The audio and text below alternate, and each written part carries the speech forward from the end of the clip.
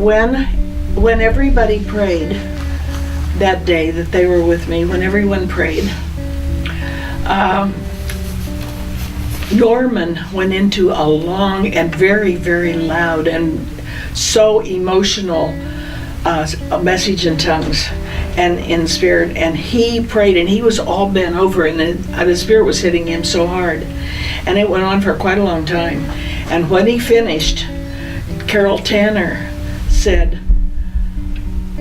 I hate to tell you this, but because I've never done this before, and as old as she is, but I want you to know I have the interpretation. And the interpretation, which she was going to give to Joe the following Sunday, because I had told Joe about it. But what happened is, it said, the Spirit is going to roll in to this area, and the Spirit is going to roll in like the waves of the sea. And it was powerful what she said, and it was quite long and involved. And when she got done, we started just worshiping and praising the Lord, and within 5 minutes that earthquake hit right off. Isn't that amazing? And in the Spirit, I believe a very strong revival is coming. It will be the biggest revival probably in L.A. I'm not so sure where in the United States it will hit, but I know that even on the East Coast with Rick Joyner and many of the prophets that are down in that area, that there's really been a major move of the Spirit that way. So someone that has prayed for a long time, and I have, because I became a Christian when I was 5 years old, and I'm 80 years old now, so that's a good long time. I went through all the stages of maturity, teenage-wise, but I never got into sinful situations. And in high school, I was in a gospel team, so I went out with them, and I was always involved with the church. I became very secure in the Lord, and was with some pastors in a big Baptist church in Inglewood, California, and I saw their faith, and I really wanted more of the Lord. And I was not seeking for anything more than just knowing Him. I had probably known Him and experienced Him. I have 6 generations on my father's side of ministers and missionaries, and several on my mother's. And I grew up in a godly home, but it was very nominal Christianity compared to where I am now. And when I had those children and finally said, okay, Lord, I can't be a good Christian like my folks. My father was a Bible teacher. My mother used to go around and speak on missions, and I got a mission vision. But I said, I can't be like that. I'm not like that, and I can't be like that. And even though I was a piano player and did music, which didn't bother me, to get up in front of somebody, I was very, very, very nervous. And so I didn't want any part of it. When I graduated from college, I was very happy with my career, but then all of a sudden everything was fulfilled nowhere.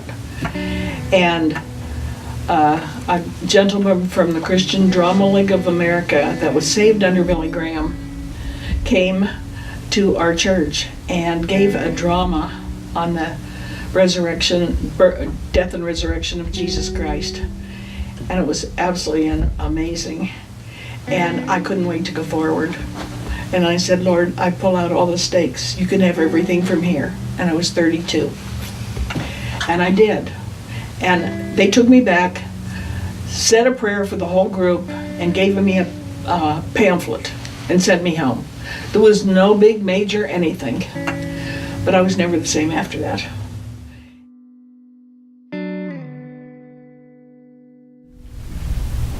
Oh, my eternity with Jesus. I read a book called Within the Gates, and it's by Rebecca Springer, and it was written back in the 1800s. And I think it was brought back through Christ for the Nations. And it's all about when she went into a coma and went to heaven, and she describes it very deeply. And she talked about she could hardly wait to see Jesus. And I thought, oh, I wish I was like that. I know I want to see him, but there's so many things I want to do, and all the human things. And I find now that I love him so much. I can't wait. Even though I have loved ones here, I gotta see him. And that's my deepest desire. Do you have any questions for him? No, as a matter of fact, I don't think I do. I think I want to learn so much about him, and I don't ever have to know the whys of anything anymore. I don't have to say, why didn't you answer right away? Because I can see from looking back in my life now that many of the answers didn't come at that time. If they had, we'd have had everything now and everything for me. But when he waits to answer until the time is right, everything comes into play. And you don't have to say, why did you do this? Because all of a sudden you know that it was for my best anyway. So I'm sure up there we won't have people to talk to. We won't have people to witness to. We won't have faith that has to be increased because we'll see face to face. And I think it's going to be a glorious time, and I think it's going to take us all eternity to even find out who he is.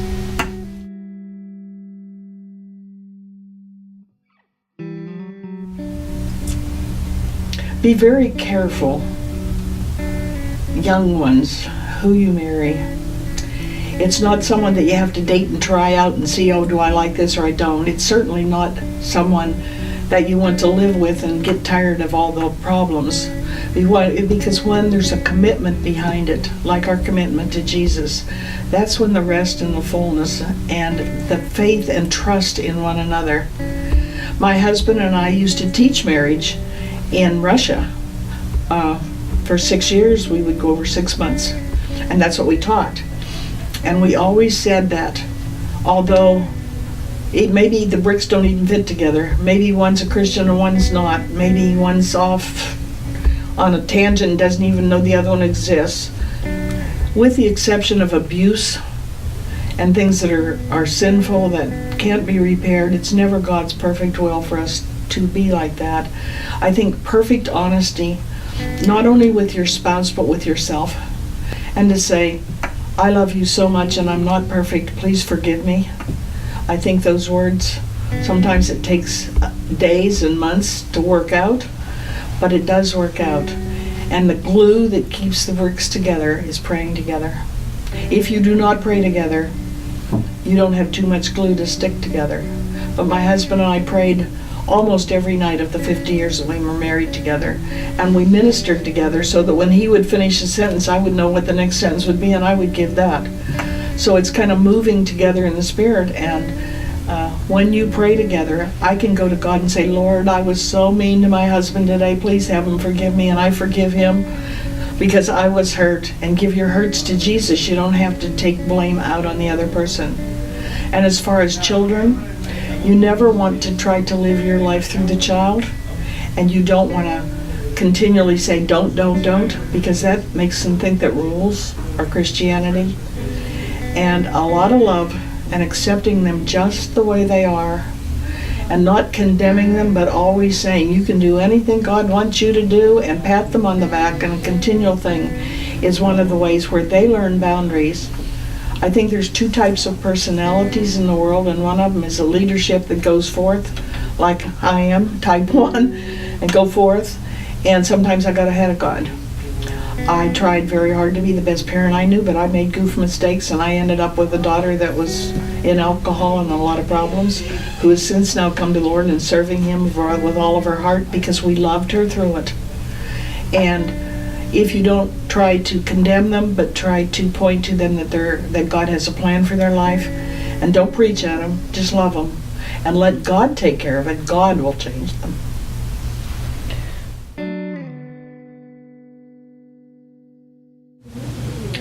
Keep going. Don't stop. Keep pressing on. There's lots of times when you'll feel sad, you'll feel depressed. But the one thing I think that I'm learning so much more in the latter years is the authority that you have as a child of God. We have His full blessing and His full authority. And we are not just the man on the street. When we get into a situation, whether it be at work, at school, or wherever, and there's difficulties, we sometimes think, oh, we're all alone and here we are, and maybe they make fun of us and all this. When literally, from God's point of view and from heaven's point of view, He has sent us there. We are the light in the middle of a dark place. And if we react We respond and not react to all the negativity and all the things that are going on. When there's problems in those people's lives, many times they come right to us and they know where to go. So to be a light in a dark place is not easy. And sometimes it takes really standing in the Lord. It takes a lot of prayer. The other thing I would say is that get in the Word. If you're not in the Word to feed, you're like out on a desert and you have nothing to drink and nothing to eat. And pretty soon you're wandering around and you're hanging off. But if you go to the Word, it's like an oasis where you can get filled with all the nourishment that you need. And then you're able to go back in the desert and spend time. Like the camels, they store it up. And to know the Word and to know that is very, very important. And it's not only important to hear it from a pastor, because many times theology can be off, but it's to hear it from Jesus himself.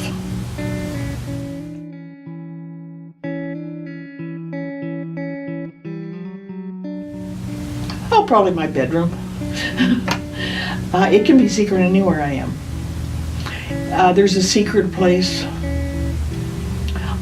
It's not a place that's like this chair that's sitting here and it stays, and I have to go to there to be with God. I take the secret place with me.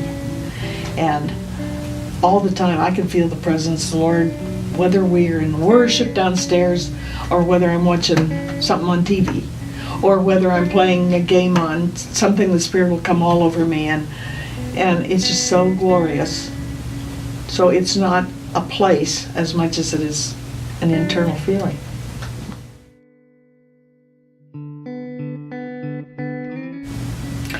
Well, it's very individualistic. I think number one, if with all your heart you truly seek me, you shall ever truly find me. And I think the very fact of being hungry, and I think sometimes we don't get hungry till we get pushed in a place, or we're pushed where it stretches us. And God's in the business of stretching us. We're like a rubber band that's real small and we can't go around a big package. But if you pull it out a little bit at a time and you pull it out a little bit at a time, before you know it, it's big enough to go in the package. So I think that we're on a journey. Once we're saved, I truly believe, I think from my Baptist background, I truly believe that once we really truly accept Jesus in our heart and give our lives to Him, it's a journey. He doesn't sit up there and condemn us or be angry with us or try to discipline us. He only disciplines us to make us better. I know that David was a shepherd boy, and he ended up being a shepherd of men. He didn't become a shepherd of men because he was a shepherd boy. God put him as a shepherd over sheep so that he would know how to do what he'd totally been called for. So many of the times we struggle the most, in the areas we struggle the most, are the ones where the enemy's hitting at us because he doesn't want us to fulfill that. So if you're struggling in a particular area, get in the Word that has to say about depression, that has to say about struggles, that has to say about condemnation, that has to say about reactions to mocking. Get into the Word and find out everything it says on a subject, as well as know them just by memorization. But it's good to know memorized things. I have little cards that I keep shuffling around that have different verses on them, and they always minister to just what I need that day. So God knows what you need, and He will lead you, but you have to really lean on Him.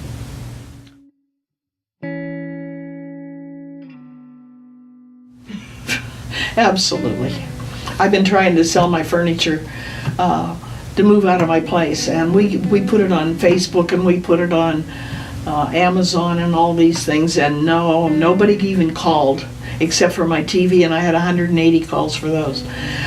But all of a sudden, one lady was downstairs and my daughter went up and said, "Do you need any furniture?" And she said, "Well, yeah, as a matter of fact, I do." And she came up and bought everything. So he was laughing and I was too.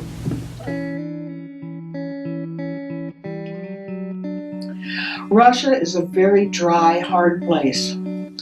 However, in the middle of the darkness, God has done a marvelous moving since the wall came down. I'm sure there were many Christians that went through. As a matter of fact, when I was in a prayer group here many years, 30 years ago, we prayed so much for Russia, and we were praying for the pastors who were under persecution, and we had their names, so we prayed for them by names. We even wrote letters that were translated into Russian to encourage the families. And those pastors that are there are so deeply dedicated to the Lord that they're Jesus, really. Jesus' hands and feet to every one of their congregation. Their lives are poured out before the people. And the people have to be really strong. However, there's many strong evangelical churches now. We were in Minsk, Belarus, and the churches there were in the thousands. I was in a church of 1,500. There's a Baptist church that was very large there, that had a very large church, and so it's very well organized, and it's called the Pentecostal Union. However, that's the same, and they work with the Assembly of God here in America. So there's very many good churches in the big cities, and we had much ministry in St. Petersburg, in Ufa, in Samara, in Vladivostok, in Moscow. We were in with a lot of pastors that really loved God. So if you really want something, you can really find it. But the living itself is very difficult. It's very hard. The transportation is very good, but you have to go from train to tram to taxi to something else. But we did it, and we made it through, and did fine. And I have a lot of love, especially for the Russian pastors that we ministered to, about 300 or 400 Russian pastors. And one couple even came over for my 50th wedding anniversary. I used to think I loved my husband with all my heart, and I can't even compare. We truly, even as married couples that love one another and love God and worship together, you get very close, and you get an interrelationship where you rely on one another. When my husband passed away, I didn't even know how to serve God really, because we had ministered together for so long. But when you're one with God, it doesn't stop when one goes away or when one passes away. And just the everyday pouring out of love that He gives me, and I feel it. What does it feel like? Well, it's different. Sometimes it's very, very heavy joy. At other times it can be in prayer, and it can be in heavy travail when I'm deeply concerned. But I've learned how over the years through counseling many people, when you counsel on one-on-one and someone comes to you, they usually spell out your pain, which you want to listen to. But if you give them things to read in the Word, if you give them things that they could do to make the situation better, very rarely did they do it.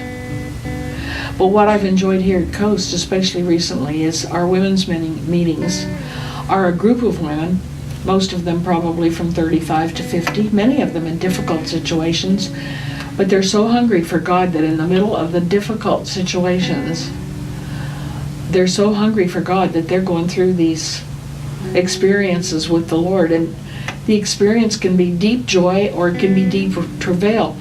But when someone comes to you for counseling or for help or encouragement or a word from the Lord, most of the time the Spirit will so come upon you, you don't know what you say.